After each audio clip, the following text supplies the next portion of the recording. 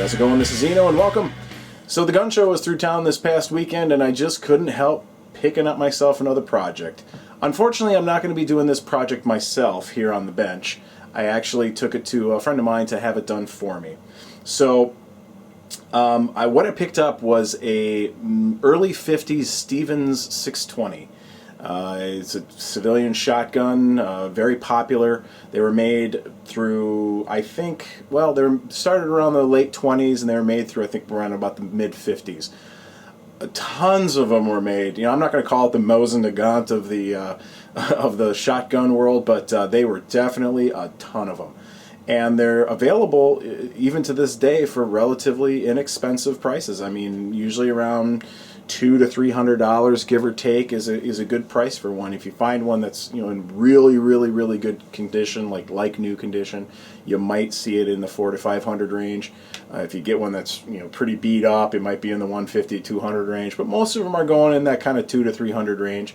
So very affordable shotguns and pretty good quality based off of Browning's design. So it's definitely a good shotgun. And in World War II, Stevens did have a contract for producing trench guns for the military, and they produced a couple different versions of it. They had one based off of their 520-30 platform, and then their later 620 platform, and made quite a bit. Unfortunately, original World War II shotguns, trench guns, regardless of the manufacturer, are worth a lot of money. Highly collectible, and they're worth thousands of dollars, depending on condition, obviously. Some of the more popular manufacturers, like Winchester and Remington, obviously, these tend to get a little bit higher price, but even the Stevens go for pretty big bucks. So one of the ways around that, if you're interested in having a World War II trench gun, one of the ways around it is to buy a civilian Stevens 620 and then have it converted. And the guys over at Lodgewood Manufacturing in Whitewater, Wisconsin, David and Danielle, they will be more than happy to do it for you. And there is some stuff, some machine work and stuff like that needs to be done, reparkerizing, refinishing the frame, things like, or the stock, and reparkerizing the frame and stuff like that. That kind of stuff does need to be done. Parts for the conversions are still readily available. There's a few reproduction parts on the market now too for them, so it's not that difficult to do as long as you got the right tools and things like that. So, but this one I sent away now. Talked to David on the phone. He said he is backed up a little bit, but hopefully he'll be able to get to it fairly soon. I'm not in any huge hurry. It's been a couple of years I've been thinking about this project anyway, so a little bit of a wait's not a big deal for me. For those of you who aren't familiar with Lodgewood Manufacturing, they're in Whitewater, Wisconsin. It's probably about 45 minutes away from where I live, so I get down there, yeah, you know, it's not as much as I'd like to, but I try to get down there as much as I can.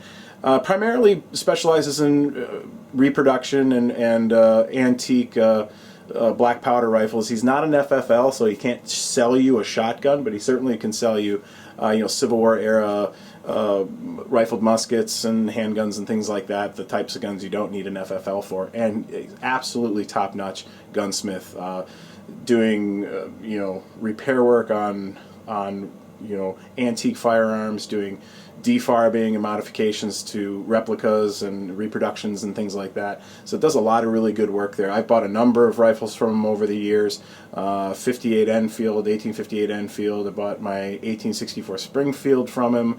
I bought my 1842 Springfield from him, and my Richmond. I also bought that from him too. All of them were defarbed. You know, take off the modern finishes and the modern stampings and put on you know, more original finishes and the inspector marks and the arsenal markings and things like that to get a real nice real replica of a Civil War rifle, if you're into, especially if you really want to shoot it quite a bit and have something that's got the more modern steels to it that are going to hold up to a lot of shooting.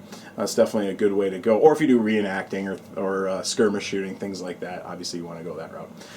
So I have a number of those already, but this was a project. I actually saw one at a shop a couple of years ago, and ever since I saw it, I just had to have myself one. So, you know, all said and done, depending on how much you pay the shotgun, you're probably going to be in the range of, you know, $1,000, give or take a little bit. Again, it depends on how much you get the shotgun for.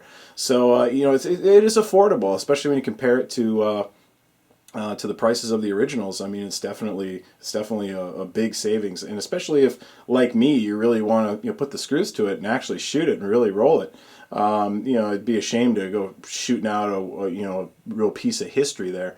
So you don't feel bad about buying a $200 old shotgun and doing a conversion to it. So that way, you go out and shoot it up.